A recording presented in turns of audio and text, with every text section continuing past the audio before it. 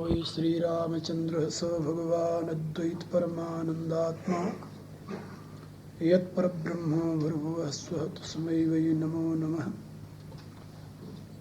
ॐ विश्वानिदेव सवितुर्दुरितानि परास्व यद्भद्रं तन्नयास्व। ॐ कृष्णाय वासुदेवाय हरे परमात्मने प्रणतक्लेशनाशाय गोविन्दाय नमो नमः। ॐ यत्र यत्र रघुनन्दकीर्तनं तत्र तत्र कृतमस्तकाञ्जलिं बाष्पवारि परिपूर्णलोचनं नौमि मारुतिं राक्षसान्तकम्। ॐ यस्मिन् सर्वं यतो सर्वं यः सर्वं सर्वतश्च यश्च सर्वमयो नित्यं तस्मै सर्वात्मने नमः। तस्मै सर्वात्मने नमः। ओम श्री राम जय जय राम। श्री राम जय जय राम। श्री राम जय जय राम। श्री राम जय जय राम। श्री राम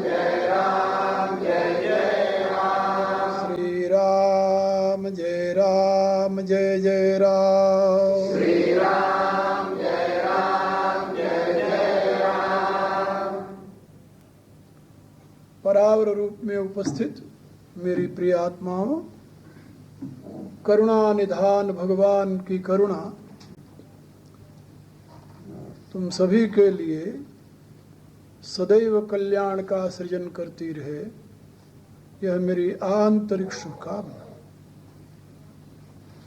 आज मेरे इस ज्ञान सत्र का अंतिम दिवस है। यहाँ पर इस मंदिर में अभी आपके इस देश में 9 दिन में और बोलूंगा।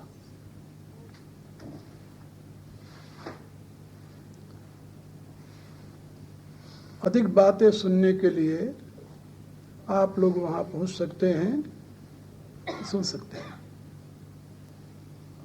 यहाँ पर जो ईशो उपनिषद के प्रारंभिक मंत्रों की व्याख्या मुझे करनी थी, उसमें से 3 मंत्रों की व्याख्या 3 दिनों में की है। कल आप लोगों ने सुना है कि तत्व ज्ञान जो है, ब्रह्म ज्ञान जो है, वह आपके व्यवहारिक ज्ञान में बाधक नहीं है, बल्कि साधक है। यदि आप तत्व ज्ञान के प्रकाश में कर्मानुष्ठान करते हैं तो आप सत्य का ज्ञाता होने के नाते, सत्य का बोध होने के नाते उस कर्म के परिणाम में बंधेंगे नहीं, मुक्त हो जाएंगे।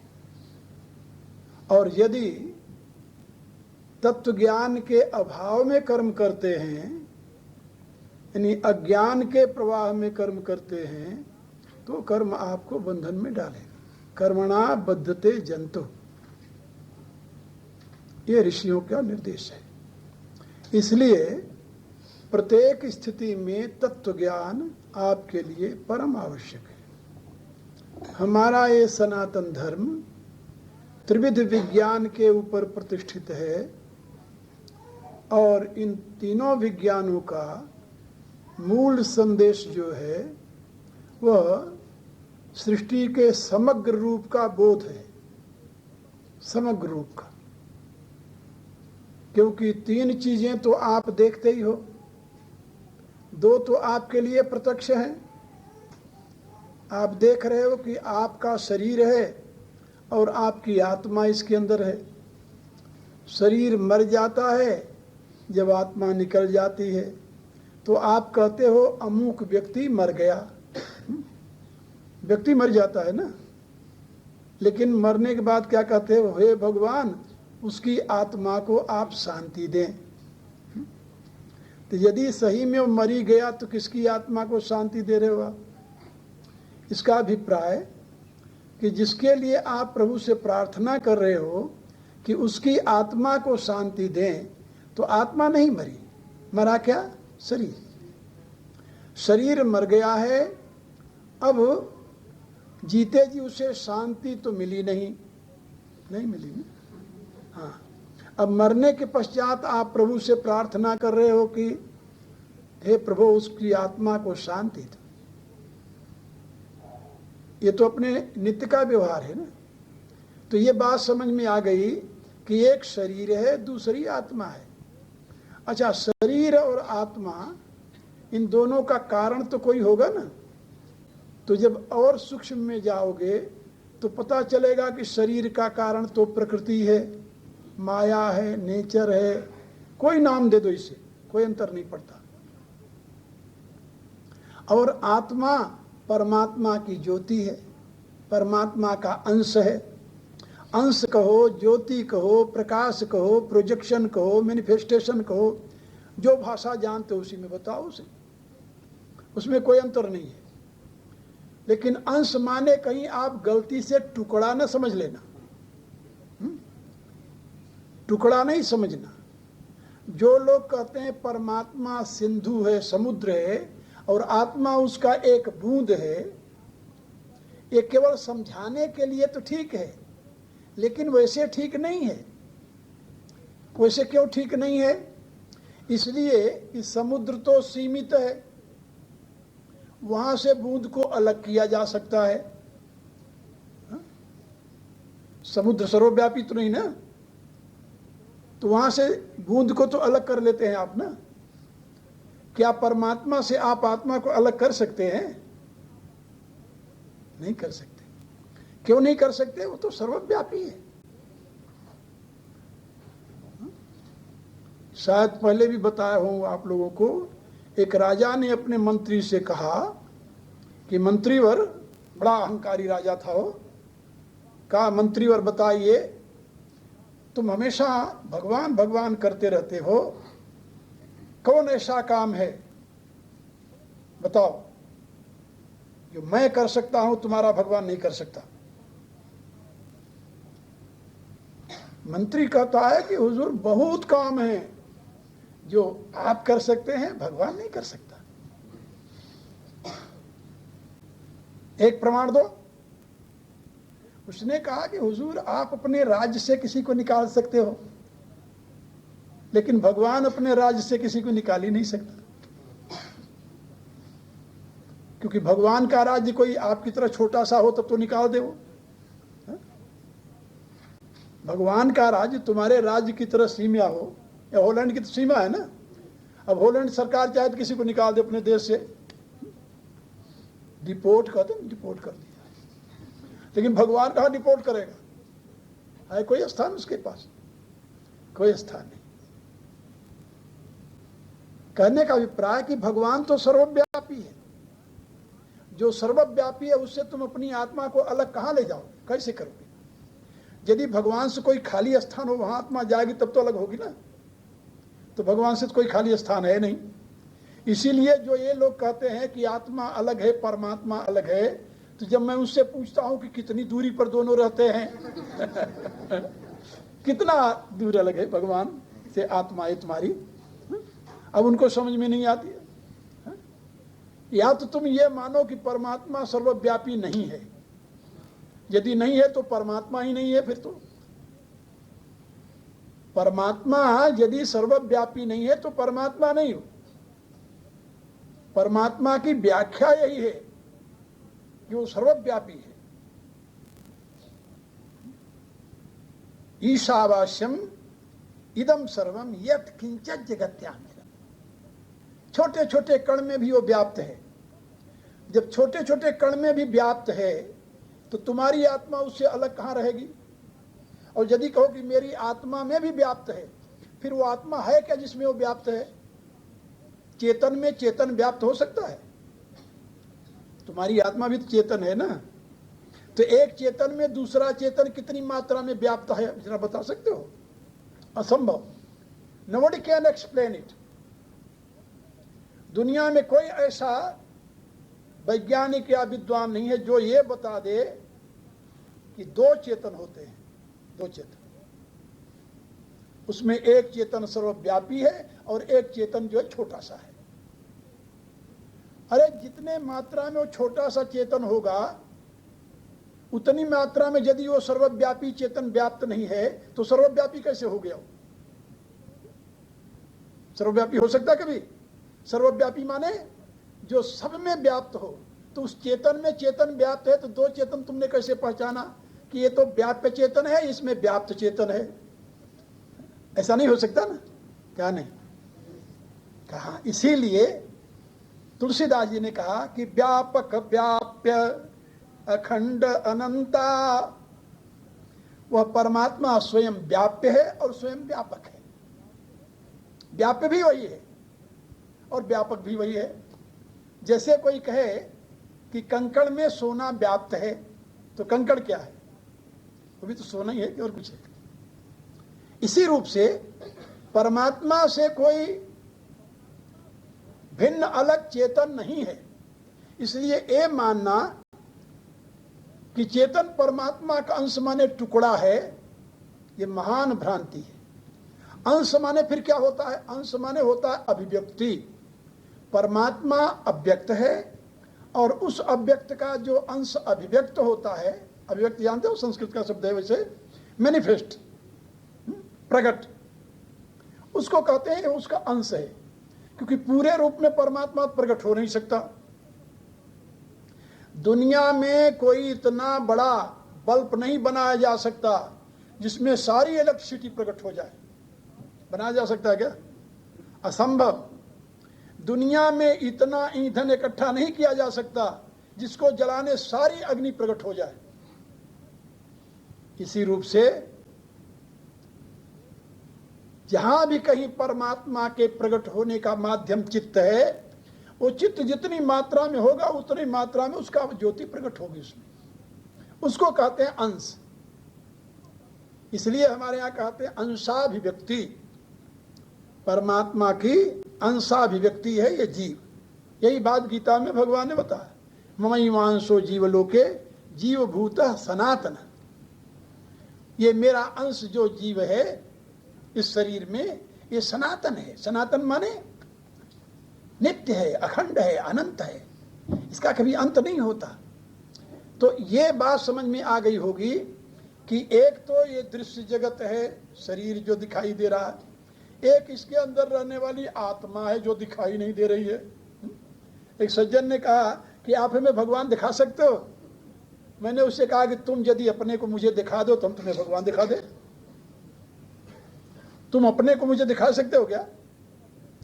तुम अपने को यदि मुझे दिखा दो तो मैं तुम्हें अभी भगवान दिखा देता हूं। अपने को तो अपने को तो मैं दिखा रहा हूं। कहां अपने को दिखा रहे हो तुम? किसको दिखा रहे हो? कहा कि मैं अपने को दिखा। अपना कहां है? ये तुम हो? कहता नहीं मेरा शरीर है।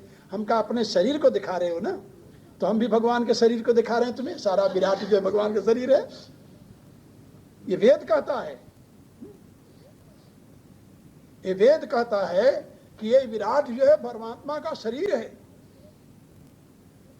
और वही हम तुम्हें दिखा रहे हैं। जैसे तुम अपना शरीर हमें दिखा रहे हो, हम भगवान का शरीर तुम्हें दिखा रहे हैं। सारा विराट परमात्मा का शरीर है।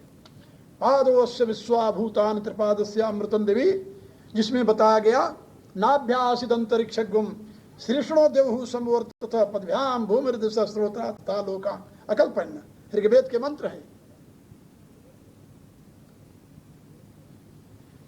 जैसे तुम्हारी आत्मा इस तुम्हारे शरीर में व्याप्त है, लेकिन तुम किसी को दिखा नहीं सकते, हाँ अनुभव कर सकते हो।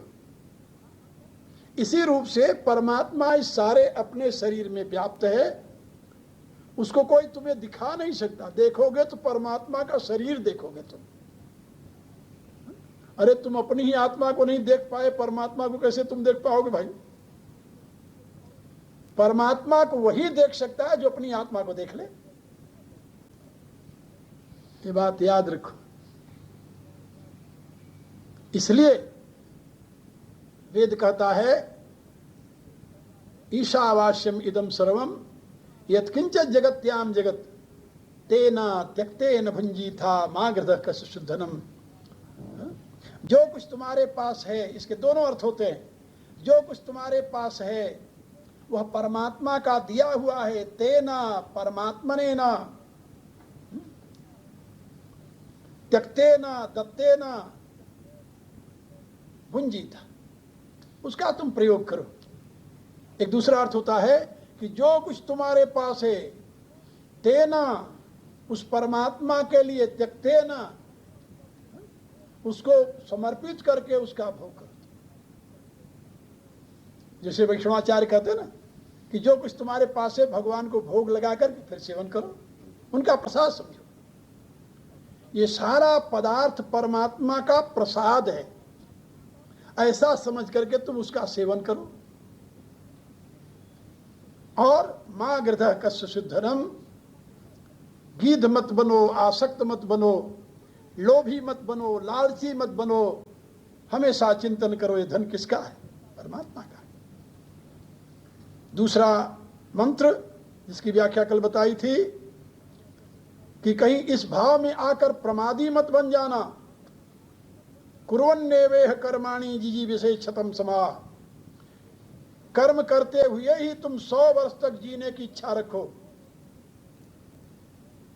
100 वर्ष तक जीने की इच्छा, बोला एक सज्जन ने पुस्तक लिखी। गोस्वामी तुलसीदास जी का जन्म हुआ था 1554 में, संवत विक्रमी संवत 1554। उन्होंने अपना शरीर छोड़ा 1680 में। तो उनकी आयु हुई 126 वर्ष। तो उन हजरत ने अपने पुस्तक में लिखा कि ये असंभव है। क्यों असंभव है? इसलिए कि एक आदमी 126 वर्ष तक कैसे जी सकता है? वेद में तो लिखा है कि जीवेम सरदह शतम, हे प्रभु मैं 100 वर्ष तक जीऊं। जिजीविषे क्षतम समाह, 100 वर्ष तक जीने की अभिलाषा रखो। तो वेद तो 100 वर्ष की जिंदगी मानता है और गोस्वामी जी 126 वर्ष कैसे जी गए? अब यदि उस नकटों में और भी नकटे बैठे हो तालियां बजा, हाँ बिल्कुल ठीक कह रहा। लेकिन आज भी दुनिया में ऐसे लोग हैं, ऐसे लोग बहुत हैं जिनकी आयु 150 वर्ष से भी ज्यादा है। ऐसे बहुत लोग मिलेंगे आपको। 100 वर्ष से अधिक जीने वाले तो बहुत हैं। अभी 3-4 वर्ष पहले एक महापुरुष ने शरीर छोड़ा है। उनको केवल इतना याद था कि जिस दिन औरंगजेब मरा था उस दिन उनका जन्म हुआ था। यानी 297 वर्ष के होकर शरीर, हाँ ऐसे कुछ है, 97-87। उनका नाम था मोहनदास त्यागी, स्वामी मोहनदास त्यागी महात्मा थे। मैं कई बार उनके दर्शन किया हूं और भारत के माने हुए संतों में थे। और भी अनेकों संत मिलेंगे आपको, आज भी भारत में मिलेंगे, जो 100 वर्ष से काफी ऊपर के हैं। 150 वर्ष 200 वर्ष के संत मिल जाएंगे आपको। लेकिन उनको 126 वर्ष जीने में ही मुश्किल आ गई कि कैसे जी गए। उनको ये पता नहीं कि जहां शतम शब्द का प्रयोग हुआ है वहां गिनती का 100 नहीं है। जब वेद ये कहता है कि परमात्मा के सहस्र शीर्षा पुरुष, परमात्मा 1000 सिर वाला है, तो वहां गिन कर रखा हुआ क्या कि 1000 सिर है उसके? है? नहीं, वहां सहस्र माने अनंत सिर। ये अनंतता का अवबोधक है। सत्य जो है ये दीर्घायु का अवबोधक है।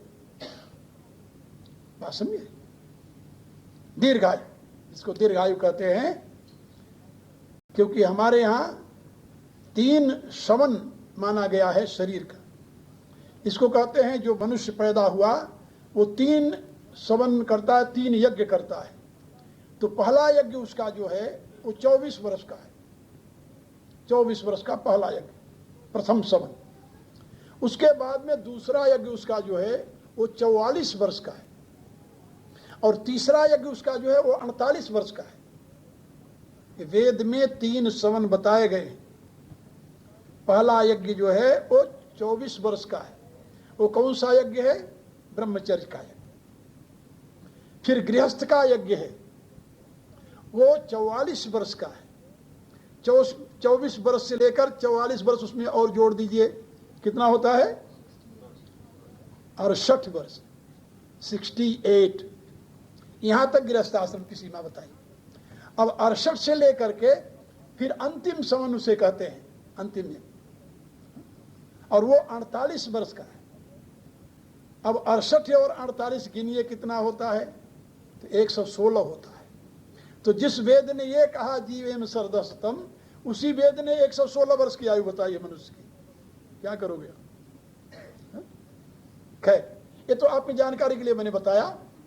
यहां पर ऋषि कहता है कि लेकिन कर्म करते हुए तुम दीर्घ आयु जीवन जीने की कल्पना करो, निकम्मे बन करके नहीं।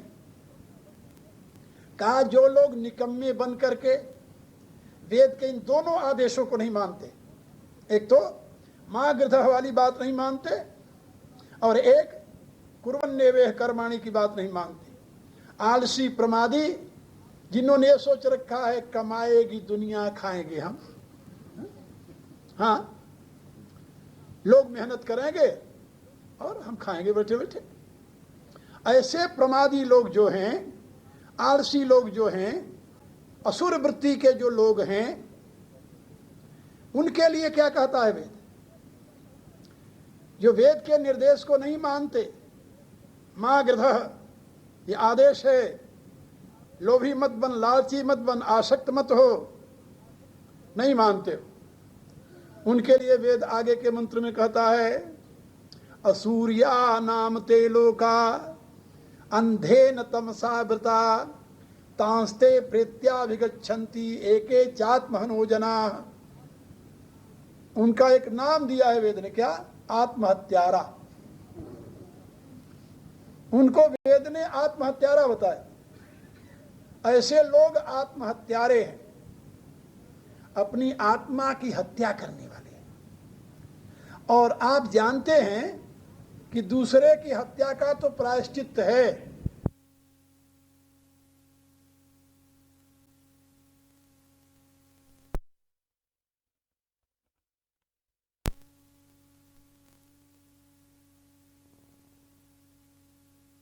किसी के द्वारा किया जाए और ये नारकी जीवन से बच जाए, ऐसा नहीं। आत्महत्यारे के लिए वेद कहता है उनको क्या प्राप्त होता है? कहा असूर्या नाम ते लोका। जहां सूर्य माने ज्ञान का प्रकाश नहीं है, ऐसा लोक माने शरीर। उन हत्यारों को, आत्महत्यारों को कैसा शरीर मिलता है? जहां ज्ञान रूपी सूर्य का अभाव है। मोह निशागत ज्ञान, मोह निशारत ज्ञान भानुगत। ज्ञान रूपी सूर्य वहां नहीं है, मोह रूपी अंधकार में डूबे हैं। तो असूर्या नाम ते लोका, ते असूर्या नाम लोका, प्रकाश रहित जीवन और अंधे न तमसावृता, घोर अंधकार से परिपूर्ण। ऐसे जीवन को, ऐसे लोक माने योनि को, मरने के बाद, जीते जी नहीं, जीते जी तो चाहे जितने बल्ब जला ले, हाँ? क्योंकि दूसरे के लूट का पैसा होता है, चाहे जितना प्रकाश कर ले, लेकिन तांस्ते प्रेत्याभिगच्छन्ति, मरने के बाद वहीं जाते हैं, उनकी वही गति है। ऐसे व्यक्ति कभी उत्तम गति नहीं होती, याद रखो। जो स्वयं पुरुषार्थ से, अपने प्रयत्न से, परिश्रम से अपनी जीविका नहीं चलाता, अपनी संपत्ति का अर्जन नहीं करता, और जो स्वाध्याय और सत्संग के द्वारा ज्ञान प्राप्त करने का प्रयत्न नहीं करता, ज्ञान के प्रकाश में अनासक्त जीवन नहीं जीता, ऐसे लोगों के लिए वेद का निर्देश है कि वो आत्महत्यारे हैं। अच्छा, उनको आत्महत्यारा क्यों कहा गया? इसलिए कहा गया कि वो वासना के नीचे अपनी आत्मा को दबा देते हैं, आत्मा को क्रश कर देते हैं। कामना के नीचे इतनी आत्मा दब जाती है, लोभ के कारण धन के नीचे इतनी आत्मा दब गई कि वो बेचारी यहां रही नहीं ब्रह्मचक्र में, कहां पहुंच गई? उस मिट्टी वाले पदार्थ में। बच्चेपन में हमारे यहां एक कहानी सुनाते थे बच्चों को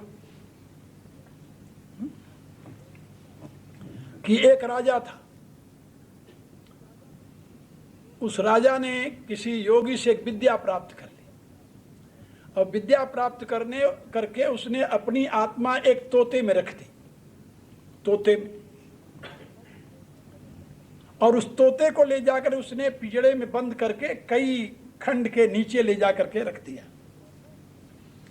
और वो युद्ध करने निकला और विश्व में विजय करने लगा। कोई उसे मार नहीं सका, सब हार गए उससे। अब ये हुआ कि भाई इसको कोई जीत नहीं सकता, इसका रहस्य क्या है?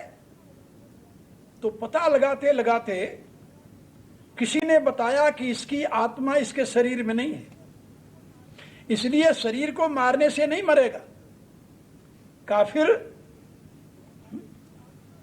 कहा इसकी आत्मा तो किसी और वस्तु में है। अब कहीं से पता लग गया कि इसकी आत्मा तो किसी तोते में है, तोता मरे तब ये मरे।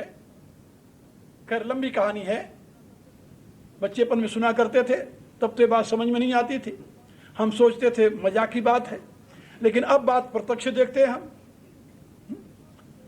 कि उसकी आत्मा तो तोते में थी, यहां तो लोगों की आत्मा दुकान में होती है, नोट में होती है, मकान में होती है, हाँ जी, पता नहीं कितने जगह होती है।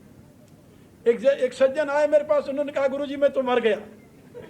गया तू भला आदमी क्यों अशुभ बोल रहा है, मेरे सामने बैठा है, मर कहाँ गया तू? कहता मेरा सब कुछ लुट गया। यानी लुट गया माने मर गया। उसकी आत्मा कहाँ है? धन में। धन चला गया तो मर गया, धन रहा तो जीवित था। यानी लोगों ने अपनी आत्मा को कहां पहुंचा दिया है, जरा देखिए। यहां ब्रह्म चक्र से चली तो बुद्धि में आई, बुद्धि से मन में आई, मन से इंद्रियों में आई, इंद्रियों से शरीर में आई, यहां तक तो गनीमत थी। लेकिन शरीर से जब विषयों में पहुंच गई तब भी गनीमत थी। अब विषयों से जाकर के मनी में पहुंच गई, और वो मनी पहुंच गई बैंक में, उसके कोई काम तो आया नहीं ना। अच्छा, जिसने करोड़ों रुपया बैंक में रख रखा है उससे उसे क्या लाभ हो रहा है? सोचिए पहले। केवल संतोष है ना कि मेरा इतना बैंक में जमा है, बस केवल। अब आत्मा वहीं पड़ी है, और कल कोई बैंक फेल हो जाए, यदि दिवाला निकल जाए तो आत्मा मरी। इसको कहते हैं आत्महत्या। जो अपनी आत्मा को पद के नीचे, पदार्थ के नीचे दबा देता है, वो आत्महत्यारा है। बात समझ में आई? आत्मा से अधिक मूल्यवान कुछ नहीं है इस विश्व में। हर एक वस्तु का मूल्य है केवल आपके नाते, आपके नाते। आप हो तो मूल्यवान है, आप नहीं हो तो व्यर्थ है। तुलसीदास जी ने एक दोहे में लिखा है, अरब खरबलो द्रव्य हो, उदय अस्तलो राज, तुलसी जो निज मरण है तो आवे कहीं काज। आप लोगों ने नाम सुना होगा, किसी ने सुना हो, सब तो नहीं मैं कह सकता। रशिया में एक दार्शनिक हुआ है, उसका नाम था टॉल्स्टॉय। टॉल्स्टॉय उसने पुस्तकें लिखी, बहुत कहानियां लिखी। उसके जीवन की एक घटना मैं पढ़ रहा था, उसकी जीवनी, तो उसमें एक जीवन की घटना उसके मिली मुझे। टॉल्स्टॉय वो एक दिन पार्क में बैठा हुआ था, और भी कुछ लोग उसके साथ ही बैठे हुए थे। इतने में एक जवान आदमी भिखारी आ गया उसके सामने। उससे हाथ फैलाकर कहा कुछ दे दो। टॉल्स्टॉय ने उससे पूछा कि तुम इतने धनी होकर के भीख मांग रहे हो, बड़े दुख की बात है। वो कहता आप क्यों मजाक उड़ा रहे हो, मैं तो गरीब आदमी हूं इसलिए मांग रहा हूं। कहा नहीं, तुम्हारे पास इतनी संपत्ति है फिर तुम भीख मांग रहे हो। कहता मेरे पास कोई संपत्ति नहीं सर। कहा कि अच्छा तुम्हारे 2 हाथ हैं? बोले हाँ। कहा एक हाथ मुझे दे दो, 20,000 रूबल देंगे तेरे को। एक हाथ से तुम्हारा काम चलेगा? मांगने काम है, खाने काम है, तो एक हाथ से हो जाएगा। तो कहता ये तो नहीं हो सकता। कहा अच्छा तुम्हारे 2 पांव हैं, एक पांव दे दे हमें, 20,000 रूबल ले ले। कहता नहीं ये भी नहीं हो सकता। कहा तुम्हारे 2 आंख हैं, देखता तो एक ही आंख से है, एक ही बराबर है। बच्चेपन में मुझे याद आ गई एक बात। हम स्कूल में जब पढ़ते थे ना, तो हमारे यहाँ डिप्टी साहब आते थे। भारत में डिप्टी आता है मुआयना करने। तो डिप्टी साहब आए तो लाइन में बच्चों को खड़ा कर दिया। तो बच्चों को खड़ा कर दिया लाइन में, तो उन्होंने बच्चों से पूछा, हम भी खड़े थे लाइन में उसी में, बच्चों से पूछा क्यों बच्चे, एक आंख से तुम 1 मील देखते हो तो 2 आंख से कितना देखोगे? तो बारी बारी से बच्चों से पूछ रहे थे। अब मैं लाइन में खड़ा था, मेरी बारी भी आने वाली थी। अब उनसे पूछने से पहले मैंने धीरे से देखा।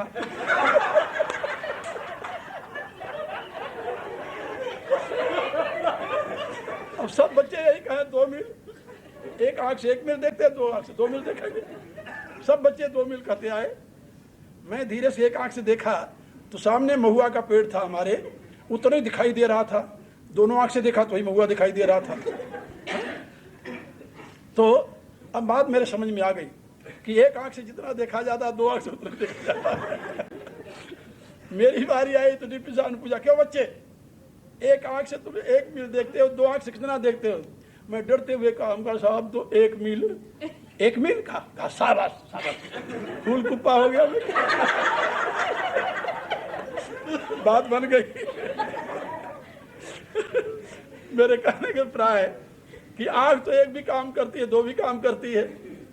तो टॉल्स्टॉय ने उससे पूछा कि भाई तुम्हारे 2 आंख है, एक आंख में दे दे, मैं तुम्हें 50,000 रूबल दे सकता हूं। उसने कहा कि नहीं। अरे कहा भले आदमी, 20,000 का एक हाथ, 20,000 की एक टांग, 50,000 का एक आंख, और यदि डबल करके इनकी गिनती करो तो कितना हो जाता है? इतने पैसे कि तुम धनी और भीख मांग रहे हो। ये सुनना था कि उस जवान को होश आ गई। उसने उनके चरण छुए, कहा गलती हो गई बाबा, अब मुझे पता चल गया कि मेरे पास इतना धन है। वहीं चल गया। कई वर्षों बाद एक दिन टॉल्स्टॉय बैठे हुए थे उसी पार्क में। सायंकाल को एक नौजवान आया, सूट बूट पहने, और आकर के दूर से लेट करके उनके चरणों को स्पर्श किया, हाथ जोड़कर खड़ा हो गया। आप मुझे पहचान रहे हैं सर? कहा नहीं बेटे, मैंने तुम्हें कभी देखा नहीं। कहा देखा था। कहा कब देखा था? कहा आपको याद है कि एक जवान से आप उसका हाथ मांग रहे थे 20,000 में? ओ याद आ गया कि जी जी। कहा मैं वही हूं, और आपके उस उपदेश ने सही में मुझे श्रम करने के लिए प्रेरित किया। मैंने अपने हाथ का प्रयोग किया, आंख का प्रयोग किया, पांव का प्रयोग किया, और आपने कहा था कि मैं एक रिच व्यक्ति हूं। आज आपकी कृपा से मैं रिच बन गया। इनका प्रयोग करके मैं रिच बन गया। तो जिसके पास साधन है, यदि मनुष्य अपने साधनों का प्रयोग करे तो श्रम के द्वारा वो संपत्ति का स्वामी बन सकता है। और जो संपत्ति का स्वामी बनता है, वो संपत्ति किस लिए मिलती है? इसके लिए चाणक्य लिखता है अपनी नीति में, विद्या ददात विनयम, ज्ञान के प्रकाश में मनुष्य में विनम्रता आती है, और विनयादयाति पात्रता, और विनम्रता से उसमें पात्रता आती है, और पात्रत्वा धनम आपनोति, और पात्रता होने से उसमें धन प्राप्त होता है, और धनात् धर्म ततः सुखम। उस धन से यदि धर्म करता है तो उसे सुख मिलेगा, और अधर्म करे तो दुख मिलेगा। धन ही धर्म में और धन ही पाप में हेतु होता है, याद रखो। धन से धर्म धन ही से, अधर्म अकर्म कर्म करे, सूरदास जी लिखते हैं। तो जो लोग धन को धर्म के लिए कमाते हैं, ऋग्वेद की भाषा में, वो तो परमात्मा की कृपा के भाजन बनते हैं। लेकिन जो केवलाघो भोत केवलादि, किंतु जो केवल अपने भोग के लिए कमाते हैं वो तो पाप खाते हैं। पाप, गीता भी यही कहती है, भुंजते ते तु अघम पापा ए पचंत्यात्म कारण। इसलिए वेद कहता है कि वे लोग जिन्होंने धन के नीचे अपनी आत्मा को दबा दिया, लोभ के नीचे अपनी आत्मा को दबा दिया, काम के नीचे अपनी आत्मा को दबा दिया, वो आत्महत्यारे हैं। ऐसे आत्महत्यारे के लिए पुनः मनुष्य जीवन नहीं मिलता। फिर वो तो कहां जाते हैं? जहां ज्ञान रूपी प्रकाश की गंध नहीं है। ज्ञान रूपी प्रकाश कहां नहीं जानते हो? का होय उलूक संत निंदारत मोह निशा प्रिय ज्ञान भानुगत। कहा उनको उल्लू की योनि मिलती है। दिन में भी नहीं देखता उल्लू, रात में ही देखता है। उस योनि में जाते हैं वो। इसलिए असुरिया नाम ते लोग, ऐसे निम्न योनियों में उनके लिए स्थान होता है जो आत्मा को अपने इन पद और पदार्थों के नीचे दबा देते हैं। लेकिन भगवान कहते हैं कि समम पश्यन्ति सर्वत्र। 13वें अध्याय गीता में भगवान क्या कहते हैं? समम पश्यन्ति सर्वत्र। जो सभी प्राणियों में, सभी पदार्थों में, सभी वस्तुओं में समभाव से एक रस परमात्मा को देखते, परमात्मा सब में समान रूप से व्याप्त है। इसलिए यहां कोई मूल्यवान और कोई मूल्यहीन है ही नहीं, सब परमात्मा स्वरूप है। ऐसी जिसकी धारणा है और सम में ही जो अवस्थित है हमेशा, ऐसे लोगों के लिए क्या है? न हिनस्ति आत्मना आत्मान। वे अपनी आत्मा के द्वारा अपनी हिंसा नहीं करते। उनको क्या मिलता है? स याति परमां गति, वो परम गति को प्राप्त कर लेते हैं। समम पश्यन्ति सर्वत्र, जो सर्वत्र समभाव से एक परमात्मा सत्ता को देखता है, परमात्मा के सिवा और किसी की सत्ता स्वीकार करता ही नहीं। गीता के अपने दिव्य संदेश में भगवान ने कहा, वासुदेव सर्वमिति स महात्मा सुदुर्लभ। जिसकी दृष्टि में सब कुछ वासुदेव है, सब परमात्मा स्वरूप है, ऐसा महात्मा दुर्लभ है, बहुत कम होती है। लेकिन है तो दुर्लभ है, तो क्या हुआ? सत्ता तो है। आप ये सोचो ना कि उसी दुर्लभ में एक मैं भी हूं। आप क्यों सोचते हो कि हमारे लिए दुर्लभ है? एक सज्जन मेरे पास आए, वो भक्ति मार्ग के अनुयायी थे। उन्होंने सुन रखा था कि अपने को जितना नीच से नीच बताओ उतने भगवान खुश होता है। हाँ, हमारे यहाँ एक भक्ति का सिद्धांत वो यही कहते हैं कि तुम अपने को नीच से नीच मानो, हाँ? तो भगवान बहुत खुश हो जाएगा। तो मेरे पास आए, बैठे हुए तो सब कहने लगे बड़े भक्त हैं। तो कहते नहीं नहीं महाराज, मैं तो भगवान के दरबार का कुत्ता हूं। हमका भगवान ने तुम्हें स्वीकार किया है? बोले नहीं। हमका ये तुम्हारी स्वीकृति है या भगवान की? यदि भगवान ने तुम्हें कुत्ता स्वीकार किया फिर तो हमें कोई इतराज नहीं है। कहा नहीं, ये तो मेरी मान्यता है। हमका तो भले आदमी मान्यता, यदि मन के ही लड्डू खाने थे तो उसमें घी क्यों कम डाल रहा है? जब तुम्हारी कल्पना के राज्य है तुम अपने मानो कि मैं भगवान का पुत्ता हूं। पुत्ता माने पुत्र। इसको मानने में किसने मना किया तुम्हें? तुम्हारी हीन भावना तुम्हें इस अधोगति तक पहुंचा दिया है। क्या समझते हो भगवान खुश हो जाएगा क्या? भगवान ने तुम्हें बनाया मनुष्य, भगवान के सबसे श्रेष्ठ संतान, और तुम कहो कि मैं हूं कुत्ता, तो भगवान भी बैठकर रोएगा तेरे नाम पर। वो सोचेगा कि इससे अच्छा था कि यदि इसे कुत्ता बनने का शौक था तो वही भेज देता। अरे भले आदमी, अपने आप को दीनहीन अवस्था में पहुंचाना ये कौन सी भक्ति है? भगवान ने नवधा भक्ति में एक बात कही है सबरी से, याद रखो। नवम सरल सब सन छलहीना, मम भरोस ही हर्ष नदीना। कहा नौवीं भक्ति मेरी है कि सबसे सरल व्यवहार रखने वाला, छल रहित व्यवहार करने वाला, हृदय में मेरा विश्वास रखने वाला, और किसी के सामने दीन न बनने वाला। अदीना श्याम सरद सता, वेद का संदेश है। अधीन होकर के गौरव के साथ दीर्घ आयु जीने की कामना कर, दीन बनकर के एक दिन का जीना भी तुम्हारा व्यर्थ है। तो भगवान कहता है कि तुम्हें दीन नहीं बनना है, मेरे भक्त दीन नहीं होते। और यहां पर लोगों ने कहा नहीं, तुम दीन बनो तभी भगवान को प्रिय होगे। एक सज्जन कहने लगे कि वो दीन बंधु है, राज बंधु नहीं है। क्या बात तो ठीक है, परमात्मा क्या है? दीन बंधु है। वो दीनों के ऊपर दया करता है। हम कहा दीनों के ऊपर दया करता है और जो दीन नहीं होते उनको फांसी चढ़ाता है वो है? फिर वेद का ये संदेश जो है, यो असौ सौ पुरुषोहम अस्मि, इसका क्या अर्थ होगा? फिर जिस समय मुसलमानों का घोर अत्याचार हो रहा था भारत में, उस समय की ये उपज है सारी बात, समझे? हिंदुओं को एक ऐसी दीनहीन अवस्था में पहुंचा दिया गया विचारों के द्वारा। एक बात याद रखना कि विचारों से ही समाज बनता है, विचारों से ही राष्ट्र बनता है, विचारों से ही व्यक्ति बनता है।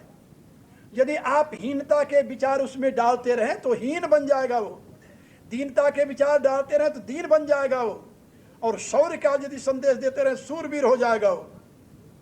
ये मैंने स्वयं इतिहास में देखा है। आपको एक प्रमाण देता हूं, सुनिए।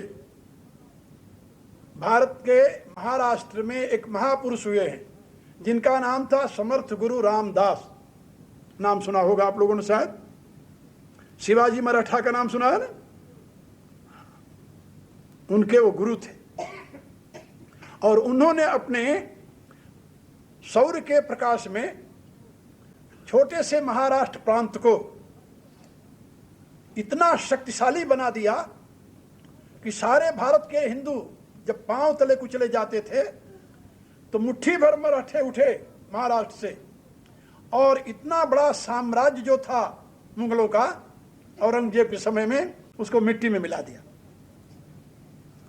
फिर मुगल साम्राज्य भारत में नहीं खड़ा हो सका।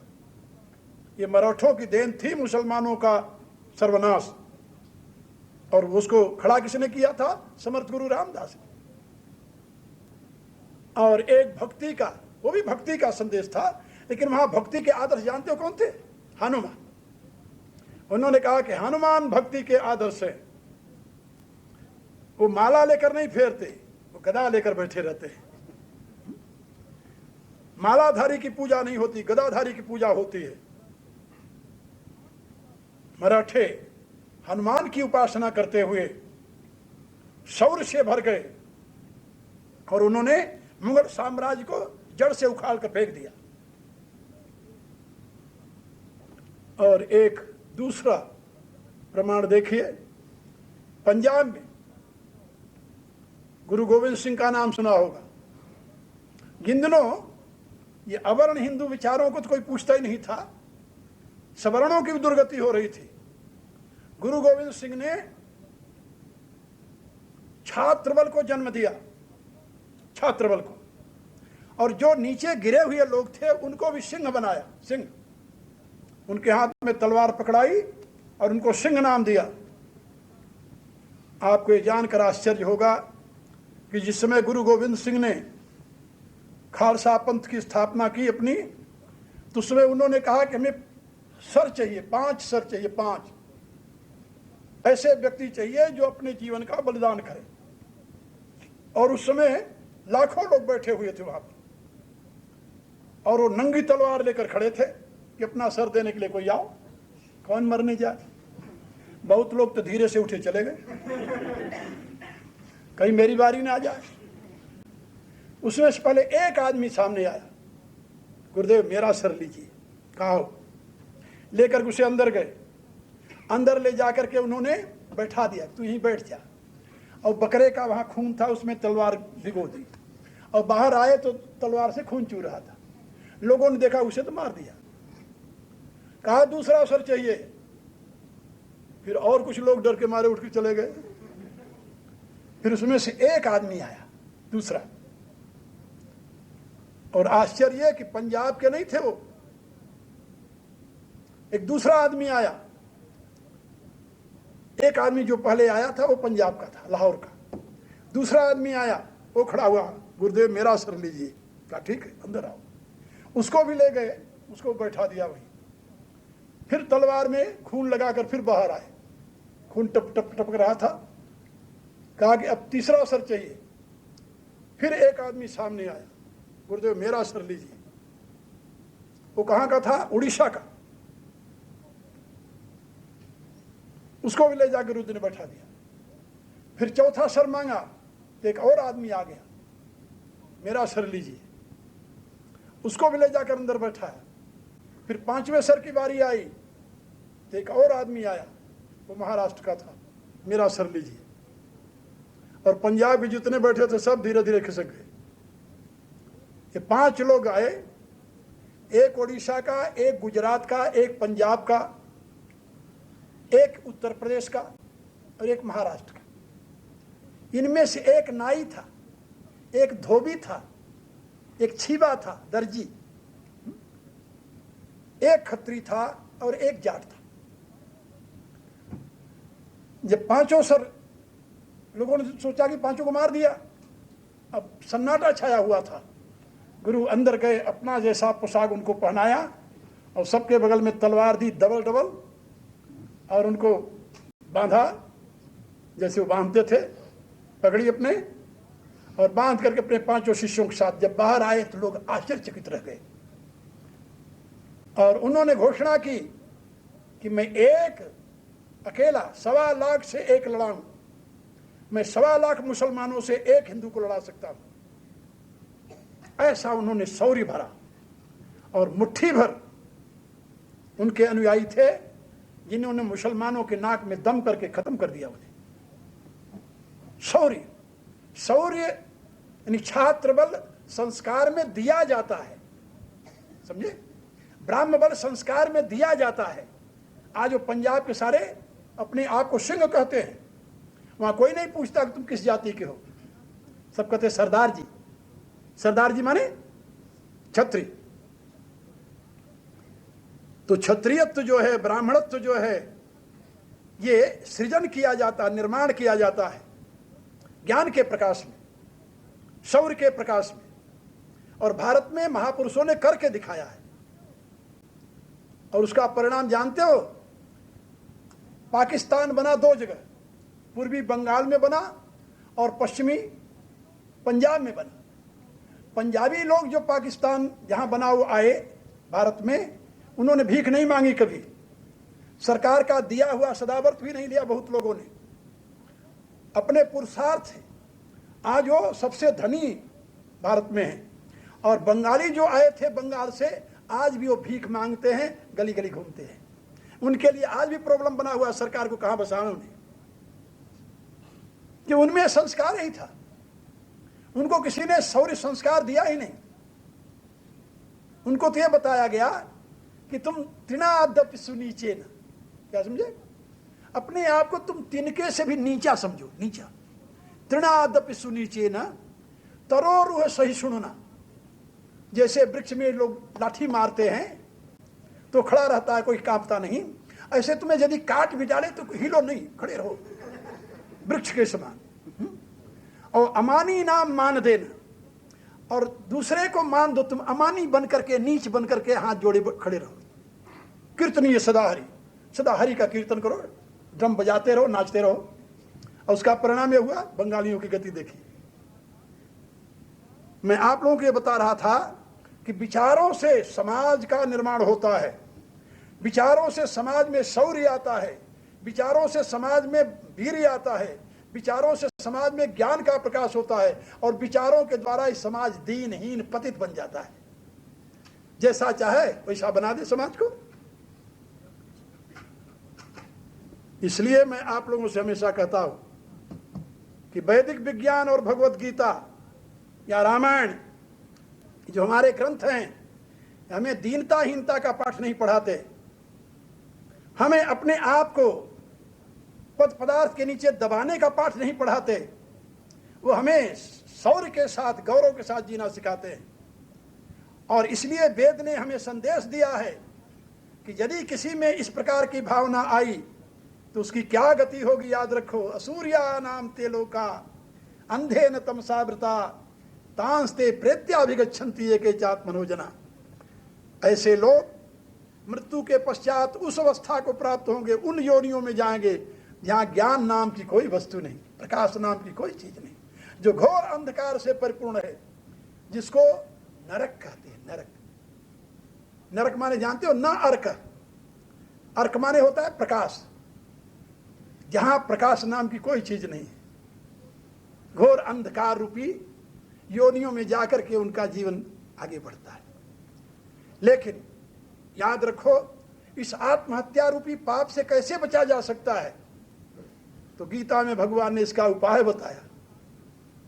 न हिनस्ति आत्मना आत्मानम ततो यात परांगति।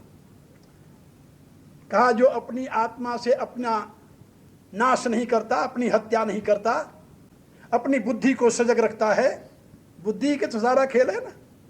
बुद्धि दूषित हो गई, पतित हो गई तो आदमी गया। बुद्धि नाशात प्रणश्यति, और बुद्धि का विकास हुआ, प्रकाश हुआ, व्यक्ति उठ गया।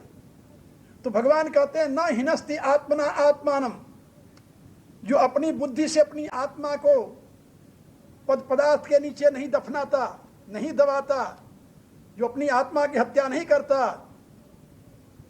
उसे स्वयात परमांगति, वो तो परम गति को, परम ऐश्वर्य को प्राप्त कर लेता है, परमात्मा को प्राप्त कर लेता है, परमात्मा भाव में प्रतिष्ठित हो जाता है। और इसके लिए उसे क्या करना पड़ता है? इसके लिए वही करना पड़ता है, समम पश्यन्ति सर्वत्र, जो सब जगह समभाव से एक परमात्मा सत्ता को देखता हो, एक आत्म सत्ता को देखता हो, जहां भेद नाम की कोई चीज नहीं हो। एक महात्मा ने एक दृष्टांत के रूप में लिखा, कहा कि एक व्यक्ति ने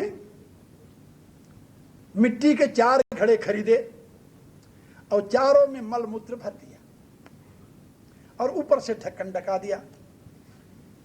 एक घड़े को उन्होंने सोने के पानी से रंग दिया, दूसरे को चांदी से रंग दिया, तीसरे को तांबे से रंग दिया, चौथे को लोहे का लगा दिया। अब वो चारों घड़ी लेकर के बाजार में बैठा और उसको बेचने लगा। अज्ञानी लोग जो थे वो सोचते थे कि इसका ज्यादा मूल्य है, क्योंकि सोने का है, ये चमक रहा था। ये लोहे का, इसलिए इसका कम मूल्य होगा। अब लोग मूल्य लगाते गए, कहता ठीक है। इतने में एक व्यक्ति आया, उसने कहा, भाई घड़े का तो जो मूल्य है ये बता, तू घड़े के अंदर क्या है? घड़े के अंदर क्या है ये बता तू। उसने कहा, घड़े के अंदर वाला देखोगे तो मामला गड़बड़ हो जाएगा। हम घड़ा बेच रहे हैं, घड़े के अंदर का नहीं बेच रहे। वो कहता है, बिना घड़े के अंदर वाले को जाने मैं घड़ा लेता ही नहीं। मुझे बताओ घड़े के अंदर क्या है तो मैं घड़ा खरीद सकता हूं। और जब घड़े को खोला ढक्कन में तो जो था वही दिखाई दिया ने। घड़ा था मिट्टी का, अंदर भरा था मल और मूत्र। 4 रंग से रंगे हुए थे, इसलिए 4 कलर के दिखाई देते थे। उसने कहा, तुम्हारे चारों घड़ों का कोई मूल्य नहीं है। क्या मूल्य है चारों घड़ों का? है कोई मूल्य क्या? अच्छा, आप लोगों से पूछा जाए कोई मूल्य है उसका, क्या कहेंगे? कोई नहीं। कहा, ये सब की कहानी है। ये घड़े जो है, घड़े इसके अंदर मलमूत्र के सिवा और कुछ नहीं है। इस घड़े के अंदर कोई ऐसी चीज नहीं जिसको बाहर निकालो और फिर उसको उठा लो। बता सकते हो क्या? मुंह से, आंख से, कान से, नाक से अरे कहीं से कोई चीज निकले है पकड़ने योग्य नहीं है ना। तुरंत हाथ धोते हो साबुन लगाकर, बाहर तो साबुन लगा लिया, अंदर और एक घड़ा मिट्टी का है, ये पार्थिव घड़ा है। चाहे गोरी चमड़ी हो, चाहे लाल चमड़ी हो, चाहे काली चमड़ी हो, चाहे भूरी चमड़ी हो, ये चार कलर है ना। इसका क्या मूल्य है? और इसमें यह गर्व करना कि हम ऊंचे हैं ये नीचा है, इसको अज्ञानता नहीं तो और क्या कहेंगे। तो चमड़ी का मूल्य है क्या कोई? नहीं। इस घड़े का कोई मूल्य है अपना? कोई नहीं। तब तक मूल्य है जब तक इसमें चेतन है, वो मूल्यवान है। एक व्यक्ति यदि 2 कुंटल का हो तभी वो दौड़ता देखा जाता है। आपने देखा होगा, मैंने देखा कई लोगों को, 1.5 कुंटल तक के आदमी मैंने देखे हैं, 1.5-2 कुंटल होंगे वो तो दौड़ते हुए। लेकिन यदि राम नाम उसमें सत्य हो जाए तो 4 आदमी सो नहीं उठने वाली लाश कई आदमी, 8 आदमी लगे तो शायद उठा कर ले जाए उसे। अब बताइए, तो आत्महत्यारे की क्या निशानी है? जो उस महत्वपूर्ण तत्व को नहीं समझा, जिसने ये नहीं देखा कि वो आत्मा समान रूप से सब में व्याप्त है, सबको जीवनी शक्ति दे रही है, समम पश्यन् ही सर्वत्र। जिसकी ऐसी दृष्टि प्राप्त नहीं हुई, जिसने ये नहीं देखा कि परमात्मा समान रूप से सब में विराजित है, जो ऐसा देखता है वो ना हिनस्ति आत्मना आत्मा, वो कभी अपनी आत्मा को अपनी बुद्धि से नष्ट नहीं करता। वो तो सयात परमांगति, परम गति को प्राप्त करता है। और जो अपनी बुद्धि से अपनी आत्मा को नष्ट कर देता है वह असूर्या नाम ते लोका अंधेन तमसावृता तांस्ते प्रत्याभिगच्छन्ति एके चात्मनो जना। ये दोनों रास्ते आपके सामने हैं। एक घोर अंधकार को जाता है, दूसरा सयाति परमांगति, दूसरा परम गति को प्राप्त है। आत्महत्यारा घोर अंधकार को जाता है, जो आत्महत्या नहीं करता वो परम गति को प्राप्त करता है। अब इनमें से जो रास्ता आपको प्रिय हो चुन लेना, ठीक है ना। अब हमें जो बताना था आपको बता दिया, समय पूरा हो गया। अब आप लोग प्रार्थना करेंगे मेरे साथ।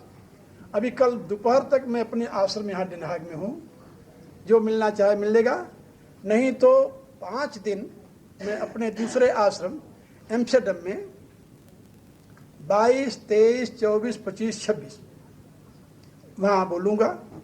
वहाँ भी आइए, कोई दूर नहीं है। हाँ, कोई भारत का अभिनेता आवे तो कितनी दूर जा सकते हो। और यदि वो वर्ल्ड मिस चुनी वो आ जाए तो फिर तो टिकट दे करके देखने जाओगे। अरे भले आदमी यानी मनुष्यों की बुद्धि का कितना दिवाला निकला है। हमारे यहाँ पहले कहते थे लज्जा भूषणम नारिणा, नारियों का भूषण क्या है, कहा लज्जा।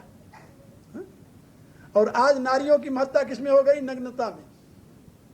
जो अधिक नग्न रह सके वो अधिक यानी प्रशंसा का पात्र बनी हुई है।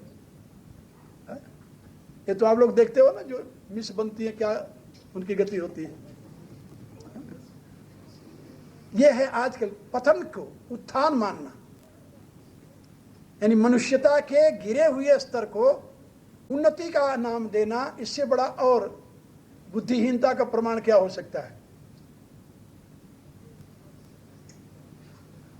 इसलिए मैं आप लोगों से निवेदन कर रहा था कि अपनी आत्मा की महत्ता को समझो और धर्म के इस दिव्य संदेश को स्वयं में धारण करो और दूसरों को समझाओ। स्वाध्याय प्रवचनाभ्याम न प्रमदितव्यम, ये वेद का संदेश है।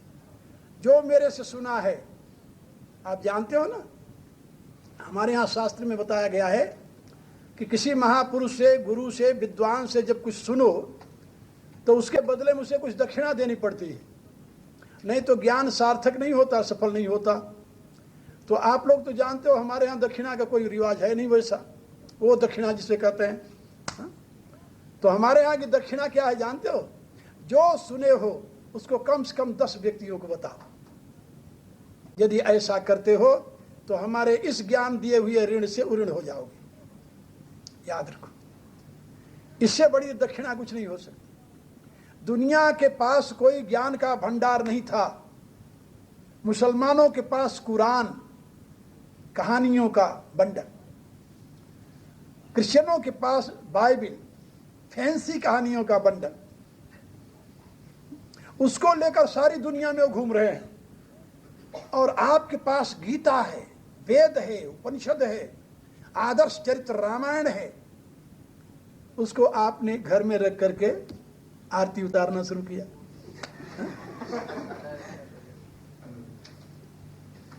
मेरे गुरुदेव एक बार जब पढ़ाते थे मैं तो कहानी सुनाया करते थे कि एक स्वामी ने अपने एक मुनीब को पत्र लिखा कि इसमें जो जो मैंने लिखा है उसको तुम खरीद लेना और मैं आऊँगा तो देखूँगा।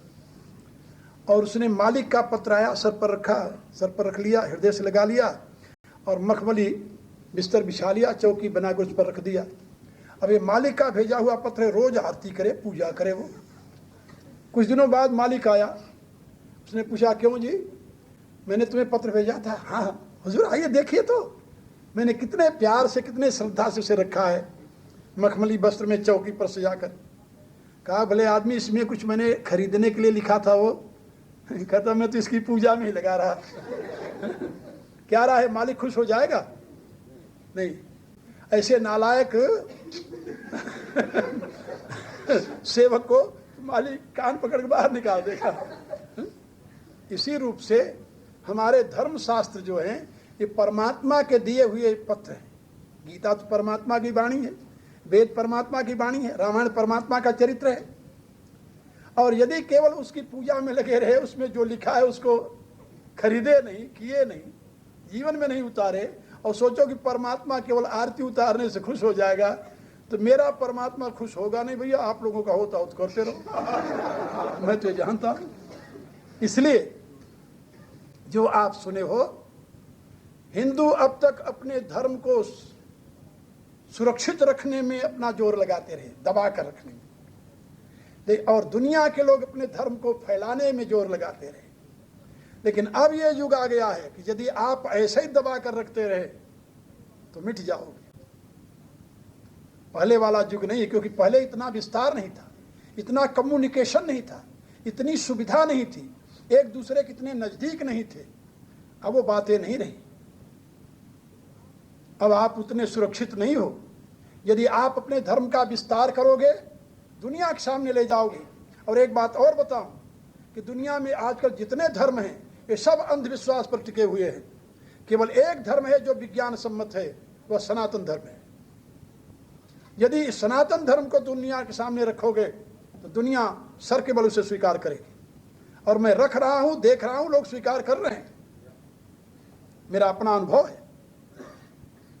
और मैं जहां जाता हूं वहां चैलेंज करता हूं दूसरे धर्मों वालों में कि यदि तुम्हें कहीं भी अंधविश्वास दिखाई दे तो मेरे पास आ जाओ, I will prove you the scientific way, logically.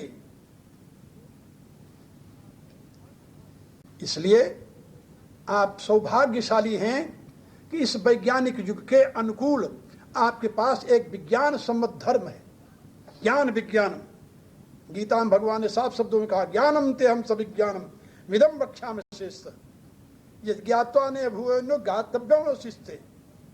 कहा कि मैं तुम्हें विज्ञान सहित ज्ञान की बात समझाने जा रहा हूं, जिसको जान लेने के पश्चात तुम्हें फिर कोई जानना शेष नहीं रह जाएगा। तो तुम्हारे पास वो ज्ञान का भंडार है और आज की आवश्यकता है उसको दुनिया के सामने विस्तार करने का, छुपा कर रखने की जरूरत नहीं है। अब वो जमाना नहीं एक छू लिया तो धर्म भ्रष्ट हो गया, चले गए तो धर्म भ्रष्ट हो गया, आ गया तो धर्म भ्रष्ट हो गया। यदि ऐसा भ्रष्ट होने वाला धर्म है तो उसको मैं दूर से नमस्कार करता हूं। हमारा धर्म किसी के छूने से भ्रष्ट नहीं होता, किसी के आने से कहीं जाने से भ्रष्ट नहीं होता। हमारा धर्म तो शाश्वत है, सनातन है, अनादि है, अनंत है और ईश्वर का साक्षात स्वरूप है। धर्म ही परमेश्वर है, परमेश्वर ही धर्म है, ऐसा हमारा अनुभव है। इसलिए आप लोग अपने धर्म को विश्व में प्रसारित करने के लिए प्रयत्नशील हो। मैं देख रहा हूँ, अभी कुछ दिन पूर्व की बात है, यहाँ आने से पहले यहाँ वीखन में, नेमिखन में हमारा एक प्रोग्राम था। वहाँ पर ये अंग्रेज, यहाँ के डच लोग 150 विद्वान वहाँ इकट्ठा हुए थे और उसमें मैंने 1-1.5 घंटे तक बोला अपने धर्म के ऊपर, बिल्कुल वैज्ञानिक उसकी व्याख्या आयुर्वेद के माध्यम से करके बताई लोगों को। लोग स्टंड होकर सुनते रहे और लोगों में मैंने देखा कितनी आस्था है, कितनी श्रद्धा है और धीरे धीरे लोग उसको सुनने की इच्छुक होते जा रहे हैं।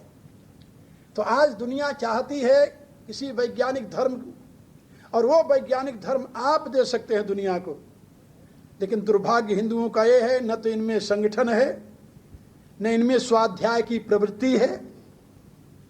हाँ, श्रम करना जानते हैं, संपत्ति इकट्ठा करना जानते हैं, लेकिन अब तो धीरे धीरे वो श्रम की वृत्ति भी जा रही है, क्योंकि यहाँ की सरकार ने बता दिया कि बिना श्रम किए भी हम तुम्हें पैसा देंगे। हाँ, ये तो आप लोग देख रहे हो, हम क्या बताओ इस विषय में। लेकिन याद रखो, श्रम से संपत्ति मिलती है, संगठन में शक्ति होती है और स्वाध्याय और सत्संग से ज्ञान का प्रकाश होता है। इसलिए इन तीनों को प्राप्त करने के लिए जिस जाति के पास संपत्ति है, शक्ति है, ज्ञान है, वही दुनिया के ऊपर अपना प्रभुत्व प्रस्थापित कर सकेगा, दूसरा नहीं। भारत में जब ये था तीनों, तो दुनिया पर उसका प्रभुत्व था, दुनिया उसे जगत गुरु मानती थी। तो सुना होगा ना कि भारत जगत गुरु कहलाता था। अब तो केवल जगत गुरु एक टाइटल बन करके रह गया भारत में। इसलिए आप अपने आप को संभालिए और अपने धर्म को जनमानस तक पहुंचाने के लिए प्रयत्नशील होइए। जितनी बातें आप यहाँ सुने हैं इसको लोगों तक बताइए और भी इससे अधिक सुनने के लिए मेरे पास आइए। इन्हीं शब्दों के साथ बहुत बहुत आशीर्वाद देते हुए, अनंत मंगल कामनाएं व्यक्त करते हुए यहाँ के प्रबंधकों को और इस मंदिर के जो व्यवस्थापक हैं उन सबको बहुत बहुत आशीर्वाद देते हुए मैं अपनी वाणी को विराम देता हूँ। फिर कभी मिलेंगे, फिर चर्चा करेंगे। हरि ओम तत्सत्। सर्वे भवन्तु सुखिनः, सर्वे भवन्तु सुखिनः, सर्वे सन्तु निरामयाः, सर्वे सन्तु निरामयाः, सर्वे भद्राणि पश्यन्तु, सर्वे भद्राणि पश्यन्तु, मा कश्चित् दुःखभाग् भवेत्। मा कश्चित् दुःखभाग् भवेत्। ओम पूर्णमदः ॐ पूर्णमदः पूर्णमिदं पूर्णमिदं पूर्णात् पूर्णमुदच्यते पूर्णात् पूर्णमुदच्यते पूर्णस्य पूर्णमादाय पूर्णस्य पूर्णमादाय पूर्णमेवावशिष्यते। पूर्णमेवावशिष्यते। ओम शांति शांति शांति। कल से 3 दिन तक मैं लेनिन